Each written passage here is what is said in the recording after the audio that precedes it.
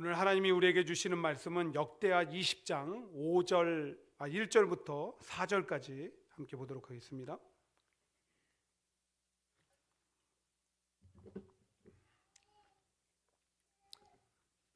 구약성경 680페이지 역대하 20장 1절부터 4절까지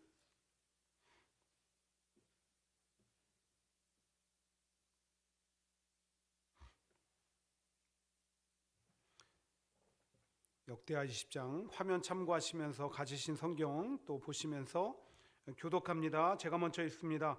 그 후에 모압 자손과 암몬 자손들이 40 사람들과 함께 와서 여호사밧을 치고자 한지라.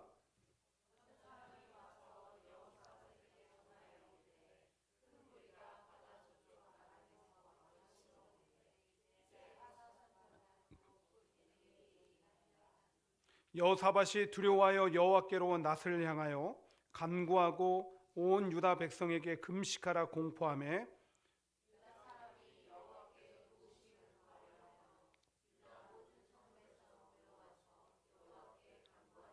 아멘. 지난 월요일 날 신학교 강의를 가기 위해서 노던 블러바드를 운전하면서 보니까 어느새 겨울 내 앙상했던 나무 가지들마다 푸른 잎이 무성하게 나와 있는 것을 보게 되었습니다. 그것을 보면서 이제 정말 우리는 봄의 한복판에 들어왔구나. 아니 어쩌면 봄을 지나 또 다른 계절 변화를 준비해야 되는 시점인가 그런 생각이 들었습니다. 사실 계절의 변화는 누구나 원치 않아도 피할 수 없이 맞이해야만 하는 것입니다. 그런데 계절 변화만 그런 것이 아닙니다. 우리 인생에도 원치 않게 마주해야 하는 것들이 여러 가지가 있습니다. 생존에 대한 고민, 만남, 이별, 시간의 흐름, 나이듦, 그리고 죽음 등입니다. 그런데 그 수많은 원치 않는 것들 중에 가장 원치 않는 것은 인생의 문제가 아니겠습니까? 인생의 문제는 피하고 싶다고 피할 수도 없고 아무리 겪어도 좀처럼 익숙해지지 않고 힘이 듭니다.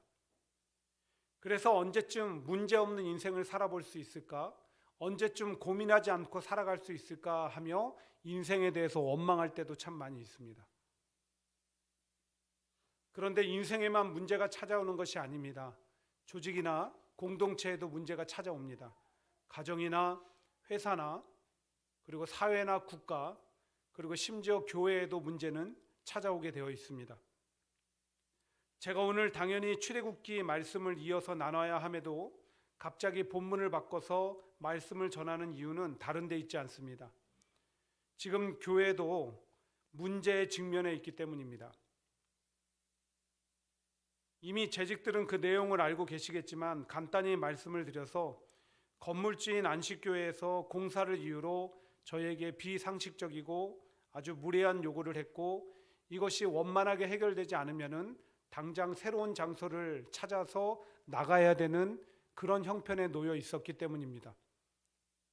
하지만 주중에 어느 정도 합의점을 찾기는 했습니다. 하지만 모든 문제가 해결됐다고 볼 수는 없습니다. 여전히 우리가 풀어야 하고 해결해야 되는 문제가 남아 있고요. 앞으로 공사가 진행되는 동안에 우리는 새로운 문제에 또 직면할 수 있습니다. 하지만 문제를 꼭 부정적으로 인식하고 두려워할 필요는 없습니다. 왜냐하면 그것을 대하는 태도와 방식에 따라서 얼마든지 지금의 문제는 오히려 도약하고 성장하고 발전의 기회가 되기 때문입니다. 한마디로 모든 문제는 기회인 것입니다. 세상을 바꾸는 시간 일명 세바시라는 강연 프로그램에 윤성혁 삼성전자 고문이 나와 강연을 하는 내용을 들어본 적이 있습니다. 16년간 미국 주재원으로 있었대요. 그런데 어느 날 갑자기 자기에게 아프리카로 가라는 명령이 떨어졌습니다. 받아들이기 너무나 힘들었고 왜 내게 아무런 이유도 알려주지 않고 아프리카로 가라고 하는가? 도대체 이것은 무슨 의미인가? 많은 고민과 생각들이 드는 거예요. 그런데 갑작스러운 아프리카 발령은 자기에게만 힘든 것이 아니라 무려 16년간 미국 생활을 했던 가족들에게도 힘든 일이었다고 그래요. 그래도 사표를 내지 않는 한 받아들일 수밖에 없죠. 그래서 하나하나 이해를 하려고 노력하기 시작했습니다. 그런 가운데 문득 이런 생각이 들었다는 것이죠. 지금의 상황은 평생 삼성맨으로 살아온 자신에게 닥친 문제가 아니라 오히려 회사와 후배들을 위해서 마지막으로 무언가를 해줄 수 있는 기회다라고요. 그래서 가족들을 잘 설득해서 아프리카로 갔고 그들의 삶과 언어와 문화를 배우고 그들과 함께 살아보려고 수많은 노력을 했다고 합니다. 그 결과 그들과 함께 어울려 살아가는 방법을 터득하게 되었고 그것에 발맞추어서 어떻게 전략적으로 물건을 판매할까 계획들을 세우게 되었고 덕분에 전과 다르게 정말 이 판매가 막 늘어나기 시작한 거예요. 자기가 거기에 부임하고 나서 그 결과 어떻게 된지 아십니까? 처음에는 문제라고 생각하고 아프리카를 갔는데 오히려 그 문제가 기회가 되어서 그가 정년 은퇴를 하기 전까지 아프리카 총괄 법인장으로 근무를 하게 되었다는 것입니다. 이처럼 문제는 대하는 태도와 방식에 따라서 얼마든지 기회로 만들 수가 있습니다. 실제로 성공한 사람들은 문제가 없었기 때문이 아니라 그 문제 가운데 기회를 발견했기 때문이라는 얘기도 있습니다. 이런 맥락에서 우리 교회가 지금 직면한 문제는 반드시 하나님의 선하심과 일하심과 능력을 맛보고 체험하는 기회가 될 것입니다. 그럼 우리는 이런 믿음 안에서 어떻게 지금 혹은 앞으로 생겨날 교회의 문제를 대하고 해결해 나가야 하는지 그 방법과 지혜를 오늘 본문을 통해서 함께 찾아보고자 합니다. 제일 첫 번째, 하나님의 시선에서 이 문제들을 바라보십시오. 하나님의 시선에서. 오늘 본문은 이스라엘, 아니 더 정확히 얘기하면 이스라엘이 분열 왕국 시대일 때 남유다의 여호사밧 왕 시절에 있었던 한 가지 그들이 직면한 문제 상황에 대해서 설명해 주고 있습니다. 어느 날 모압과 암몬과 마온 사람들이 연합군을 형성하여 유다를 침략했습니다. 당시에 모압이나 암몬이나 마온은 어느 하나 만만하게 볼 상대들이 아니었습니다. 그런데 그들이 연합을 해서 침략해 온 것은 유다를 이번 기회에 완전히 침략시키겠다라는 작정을 하고 들어온 것입니다. 그러니 어쩌면 싸움의 승패는 이미 결정난 것인지도 모릅니다. 그래서 그랬을까요? 신하들로부터 연합군이 저기서부터 오고 있습니다 라는 보고를 듣는 그 순간 여호사밧 왕은 어떻게 했다고 했습니까? 두려워했다고 했습니다. 이건 자기와 자기 나라가 감당할 수 있는 수준이 아니라라고 판단이 들었던 것입니다. 이미 승패가 결정났다라고 판단이 들었던 것입니다. 그래서 그의 마음은 두려움에 사로잡힌 거예요. 그런데 여호사밧은 태도가 남다른 왕이었습니다. 3절을 보십시오. 여호사밧이 두려워하여 여호와께로 낯을 향하여 그는 이내 하나님을 바라보았다는 것입니다. 자기를 두렵고 힘들게 하는 절체절명의 문제 상황에만 시선 두지 않겠다라는 거예요. 모든 것을 주관하시는 하나님을 통해서 바라보고 이해하겠다는 의지적인 태도였던 것입니다. 여호와를 향하여 낯을 향하고. 사실 처음에 안식교회에서 비상식적이고 황당하고 무례한 요구를 해왔을 때 이것을 성도들과 함께 공유를 해야 할까? 아니면 나 혼자 기도하면서 해결해야 될까? 잠시 고민했던 시간이 있었습니다.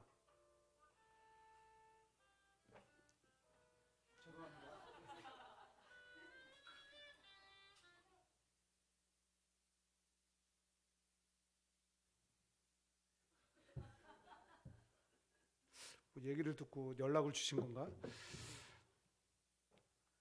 간혹 주변에 왜 제가 그런 고민을 했냐면 목사님들 가운데 이런 얘기를 하시는 분들이 있거든요. 교회에 문제가 생기면은 다 그런 것은 아니지만 일부 교인들이 교회가 왜 이래?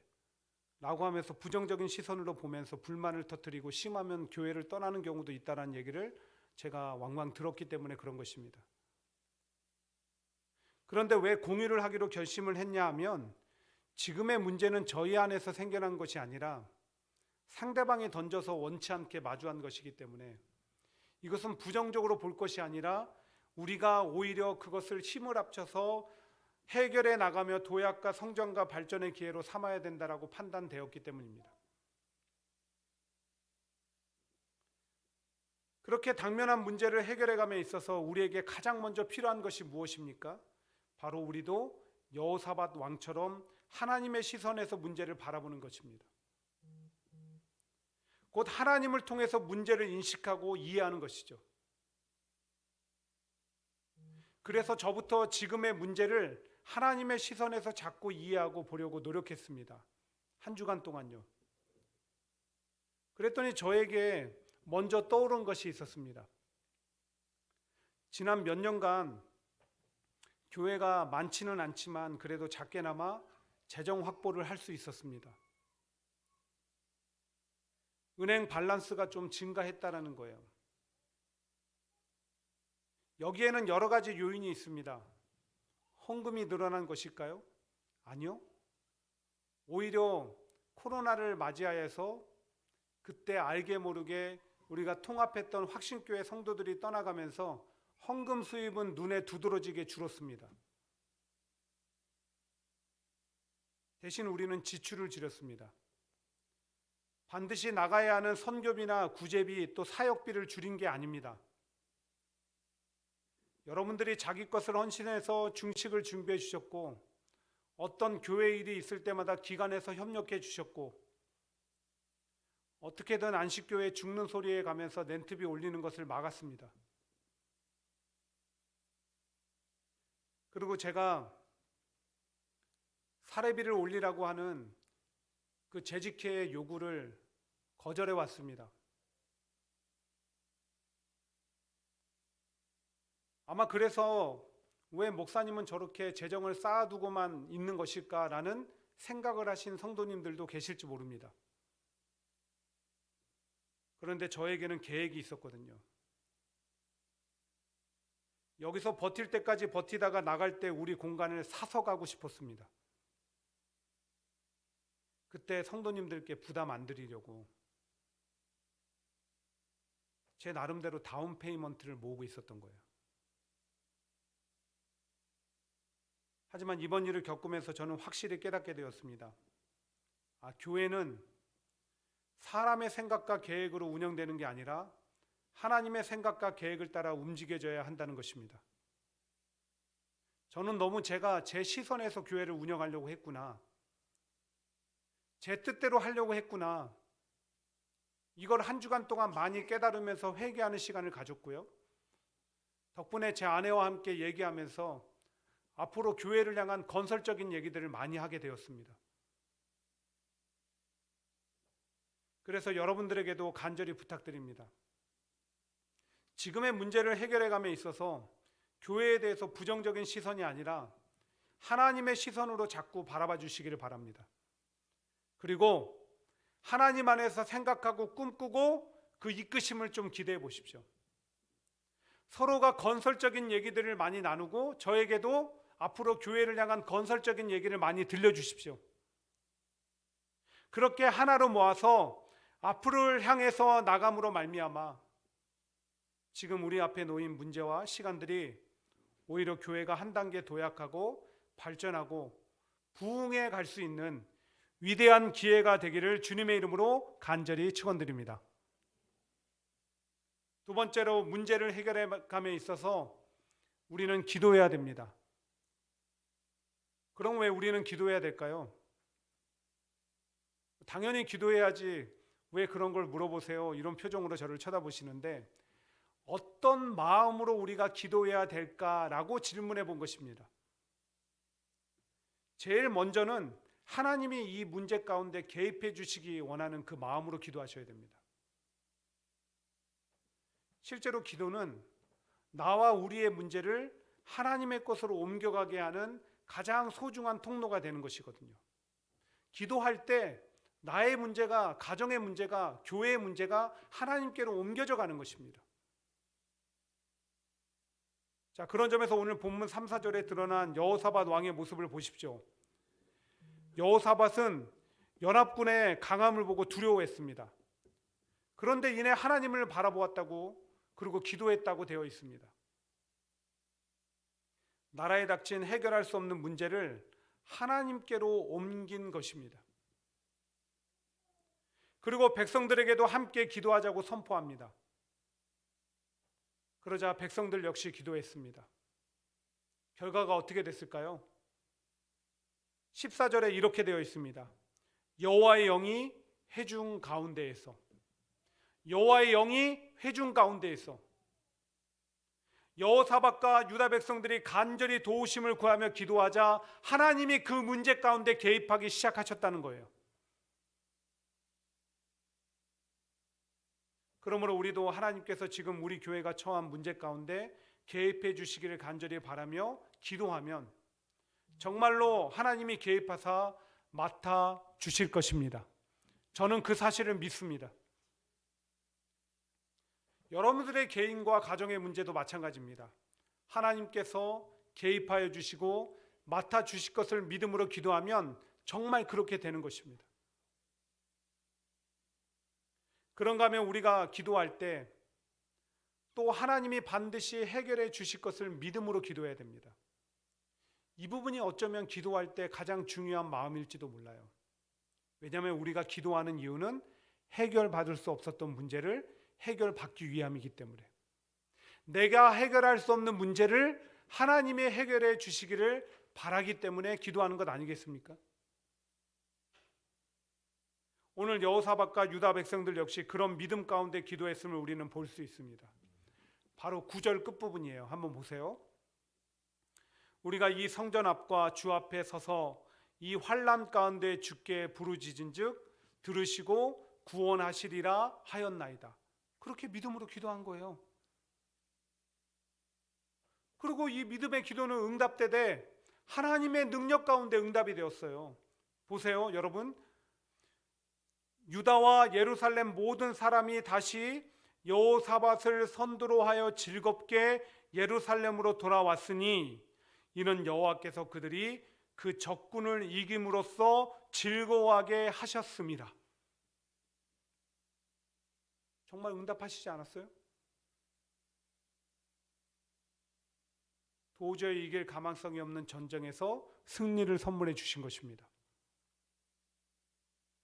그와 같이 우리가 지금 직면했고 또 앞으로 생겨날 교회의 문제 가운데 기도하면 반드시 하나님은 해결해 주실 것입니다. 해결해 주신다는 것은 우리가 할 수 있는 그 능력을 넘어서 하나님의 능력 가운데 우리를 이끌어 주신다는 거예요. 전혀 기대할 수도 없고 생각할 수도 없고 바라볼 수도 없는 바로 그것으로 우리를 이끌어 가시는 것입니다. 하나님의 능력 가운데. 그런데 이렇게 기도함에 있어서 누구는 하고 누구는 하지 않으면 안 됩니다. 누군가는 하겠지 하면서 한 사람이라도 구경꾼이나 방관자가 되어서는 안 된다는 것입니다. 모두가 함께 이 문제를 마치 내 삶과 가정의 문제인 것처럼 간절히 기도해 주셔야 되는 거예요. 그만큼 합심 기도에 힘이 있다는 것입니다. 주님도 그렇게 말씀하셨습니다. 너희 중에 두 사람이 땅에서 합심하여 무엇이든지 구하면 하늘에 계신 내 아버지께서 그들을 위하여 이루게 하시리라. 아멘이시죠? 예. 그런 점에서 오늘 하나님께서 유다의 문제 가운데 개입하고 해결해 주신 것은요, 여호사밧과 유다 백성들이 합심 기도했기 때문이라는 거예요. 특별히 사도행전 12장에 보시면 어느 날 사도 베드로가 옥에 갇히게 돼요. 그때는 교회를 향한 박해가 너무나 극심했습니다. 그런 가운데 이미 초대교회 성도들은 사도 야고보의 순교를 경험했으며 잃었어요. 근데 이번에는 사도 베드로까지 옥에 갇혔다는 거예요. 얼마나 걱정이 되고 얼마나 낙심이 되고 얼마나 두려웠겠습니까? 근데 그들에게 찾아온 두려움은 어찌할 수 없었지만 그들은 그 두려움이 자기 삶을 지배하게 내버려 두지 않았어요. 어떻게 했습니까? 초대교회 성도들은 함께 합심하여 기도했습니다. 한 마음으로 기도했습니다. 그랬더니 어떤 일이 일어났죠? 한밤중에 하나님께서 천사를 보내사 베드로를 옥에서 끌어내오셨습니다. 별로 불만 있으세요? 예. 끌어내오셨다니까요. 그만큼 합심 기도는 능력이 있는 거예요. 하지만 여러분, 한 가지 오해는 마십시오. 우리가 원하는 대로, 필요한 대로, 바라는 대로 합심 기도하자는 거 아닙니다. 지금의 문제 가운데, 다가올 문제 가운데 우리의 연약함을 인정하면서 하나님이 개입하사 해결해 주시되 오직 주의 뜻대로, 계획대로, 힘과 능력 가운데 이끌어 주시기를 합심하여 기도하자는 것입니다. 그럼 반드시 우리의 기도를 들으사 응답해 주실 것입니다. 우리 삶과 가정의 문제도 동일한 자세와 태도를 가지고 서로 기도의 제목을 나누고 마음을 모아 기도해 줄 때 동일한 역사가 나타나게 될 줄 믿습니다. 그렇게 지금의 문제 상황이 오히려 우리가 기도로 다시 일어서고 기도로 하나 되고 그 능력과 역사를 체험하는 기회가 되기를 주님의 이름으로 간절히 축원드립니다. 마지막으로 여러분, 함께 연합합시다. 함께 연합하자고요. 오클라호마시에서 목회를 하던 앤트림 목사님의 목격담입니다. 한 번은 사역 때문에 타주를 방문하게 되셨고 큰 대로변에 있는 호텔에 머물게 되었습니다. 그런데 어디선가 전차가 급히 멈추는 소리가 들리는 거예요. 그리고 이내 경찰차와 구급차 소리가 크게 울리며 그곳을 향해서 가는 것 같은 소리가 막 들려왔습니다. 아, 누군가 전차에 치였구나 직감할 수 있었어요. 그리고 이 앤트림 목사님도 그 사건 현장으로 나가 보았습니다. 아니나 다를까 누군가가 전차에 깔려 있었습니다. 근데 천만다행인 것은 생명이 위급할 정도로 중상은 아니었던 거예요. 경찰들과 구급대원들이 그 사람을 그 전차 밑에서 끄집어내기 위해 안간힘을 썼습니다. 그런데 전차를 조금 들어 올리지 않으면 그 사람을 꺼낼 수가 없는 거예요. 근데 아무리 그 장비를 불러 오려고 해도 빨리 와야 1시간 정도가 걸리는 상황입니다. 겁과 두려움에 잔뜩 질려있는 이 사람은 소리를 치기 시작합니다. 저 좀 살려주세요. 저 좀 제발 꺼내주세요. 너무나 지켜보는 사람들이 안타깝지만 누구도 그 문제를 해결할 수가 없는 거예요. 그저 발만 동동 구르면서 장비가 오기만을 기다려야 했습니다. 근데 그때 어떠한 한 사람, 바로 한 청년이 나타나더니 그 청년이 전차를 향해서 걸어가고 그리고 깔려있는 그 사람 가장 가까이에 그 사람 옆에 누웠습니다. 그리고 그 사람을 바라보며 미소를 지으며 대화를 나눕니다. 이런저런 대화를 나눠요. 그러자 이 사람은 그 공포와 두려움에 휩싸여 어찌할 바를 몰랐다가 곧 안정을 찾게 되었고 그리고 마침내 장비가 와서 그 사람을 무사히 꺼낼 수 있었다라는 그 목격담에 대한 얘기가 있습니다. 누군가 인생의 문제를 만나 힘들 때 그 사람에게 힘이 되는 것은 다른 게 아닙니다. 그저 곁에 있는 것만으로도 힘이 되는 것입니다. 옆에서 같이 고민해 주는 것만으로도 그 사람에게 힘이 되는 것입니다. 그런 점에서 오늘 본문에도 보시면 처음에 유다에 닥친 문제는 여호사밧의 개인적인 문제처럼 시작이 됩니다. 그러나 점차 유다 백성들이 함께 기도해주고 함께 고민해주면서 여호사밧의 그 말이 바뀝니다. 어떻게 바뀝니까? 나중에 성경책을 찾아보세요. 우리가 이렇게 계속 바뀝니다. 주어가 바뀐 거예요. 여호사밧에게 하나님이란 존재가 가장 먼저는 큰 힘이 되었고 다음으로는 함께 해주는 그 백성들이 큰 힘이 되었다는 것입니다. 그렇게 문제라는 것이 쉽게 해결되는 것은 아니지만 누군가 곁에 있다는 것이, 누군가 함께 고민해 준다는 것이, 누군가 함께 기도해 준다는 것이 너무나 큰 힘이 될 때가 많다라는 거예요. 바라기는 저에게 여러분들이 그렇게 힘이 되는 존재가 되었으면 좋겠습니다. 함께 해달라는 것입니다. 그리고 서로가 서로에게 그런 존재가 되었으면 좋겠습니다.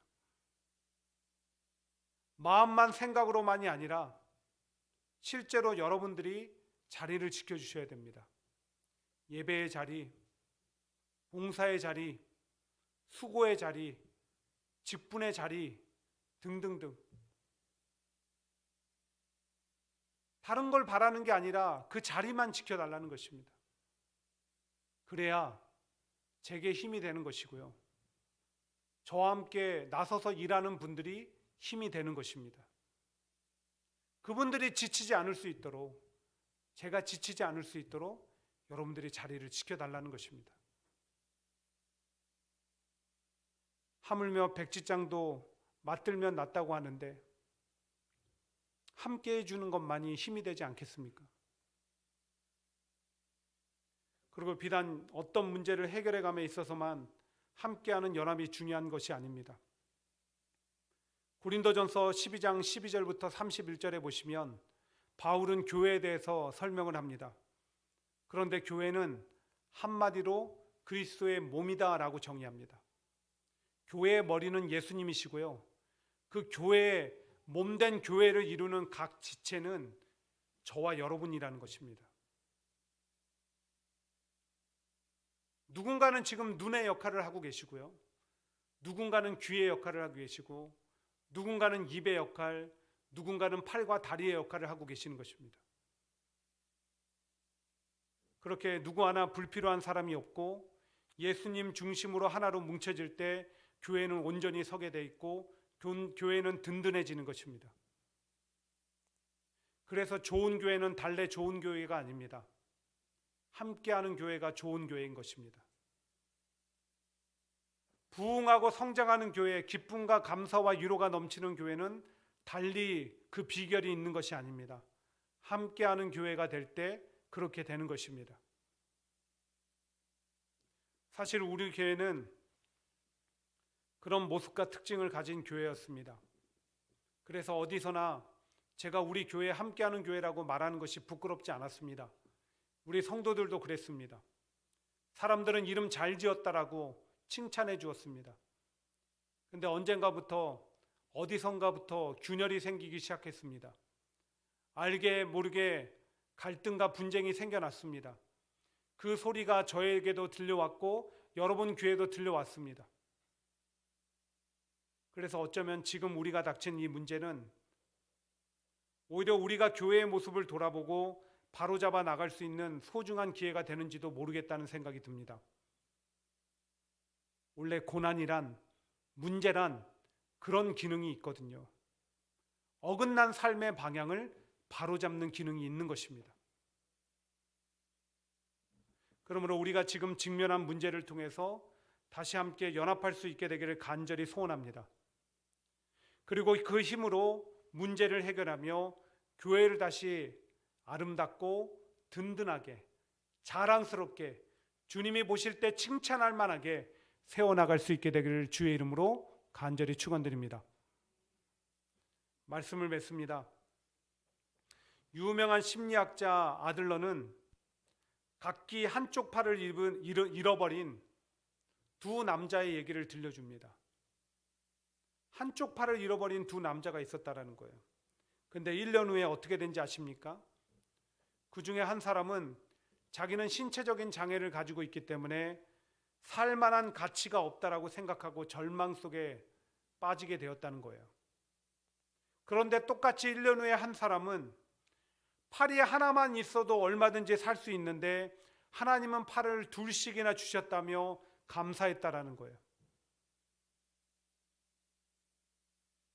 한 팔을 잃은 것이 한 사람에게는 저주가 되었지만 또 한 사람에게는 감사의 이유가 되었다는 것입니다. 그렇습니다. 사랑하는 여러분, 인생에 마주하는 문제는 원치 않게 찾아오지만 그 문제는 어떻게 대하느냐에 따라서 얼마든지 기회로 바꿀 수 있습니다. 오늘 우리 교회의 문제, 그리고 여러분의 삶과 가정과 기업에 있는 문제들도 마찬가지입니다. 얼마든지 새로운 기회로 바꿀 수 있고 그 기회를 통해서 도약하고 발전하고 성장하는 은혜를 경험할 수 있습니다. 이를 위해 늘 어떤 문제라도 하나님의 시선으로 바라보시고 함께 기도하고 연합할 수 있는 저와 함께하는 교회 성도들이 되셔서 문제보다 더 크게 일하시며 역사하시는 하나님의 능력을 체험하시게 되기를 주님의 이름으로 간절히 축복합니다. 오늘 말씀 생각